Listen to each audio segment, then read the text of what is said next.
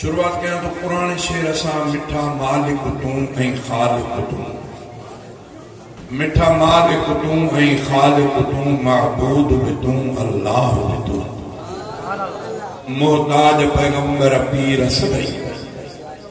मोहताज पैगंबर पीर सभई, ऐं बारी बेपरवाह भी तूं। इन शेर सां तमाम शेर मानदार आहे, तव्हांजो तवज्जो वेंदो त इंशाअल्लाह लज़त ईंदी। मिठा मालिक तूं ऐं ख़ालिक तूं, मिठा मालिक तूं ऐं ख़ालिक तूं, महबूद भी तूं,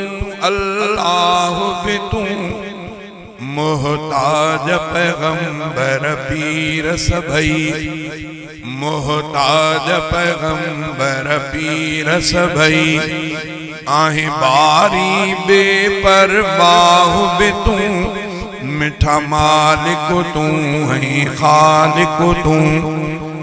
जंहिंखे कीन घुरे सो कीन वरे, तोड़े गौस नबी तलकीन करे, जंहिंखे कीन घुरे,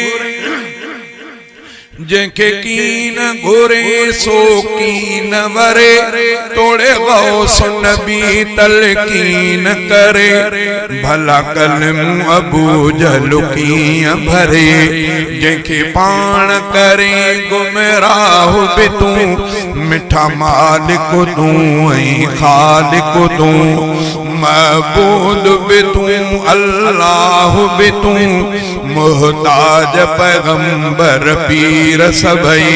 आहे बारी बेपरवाह भी तूं, मिठा मालिक तूं ऐं ख़ालिक तूं, अबाबील सफील जलील कयई, आजाद आड़हम खलील कयई, अबाबील अबाबील सफील जलील कयई, आजाद आड़हम खलील कयई, फिरऔन ल दोज़ख नील कयई, पाण ठाही ड्राही ठाह भी तूं, मिठा मालिक तूं ऐं ख़ालिक तूं, महबूद भी तूं, अल्लाह भी तूं, मोहताज पैगंबर पीर सभई, आहे बारी बेपरवाह भी तूं, मिठा मालिक तूं ऐं ख़ालिक तूं, रखे आब आतश हिक चीज अंदर, बीबी आसिया के फिरऔन जे घर, रखे आब आतश हिक चीज अंदर, बीबी आसिया के फिरऔन जे घर, बीबी लूत मथा तो वसाया पत्थर, बीबी लूत मथा तो वसाया पत्थर, कुछ केर तो सा आही शाह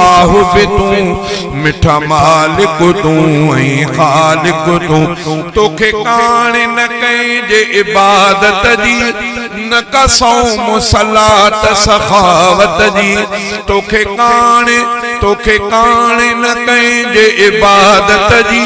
न का सौम सलात सखावत जी, वठे पुछड़ो राह हिदायत जी,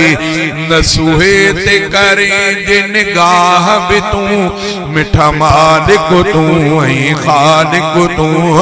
100 साल उज़ैर ते वारिया तो,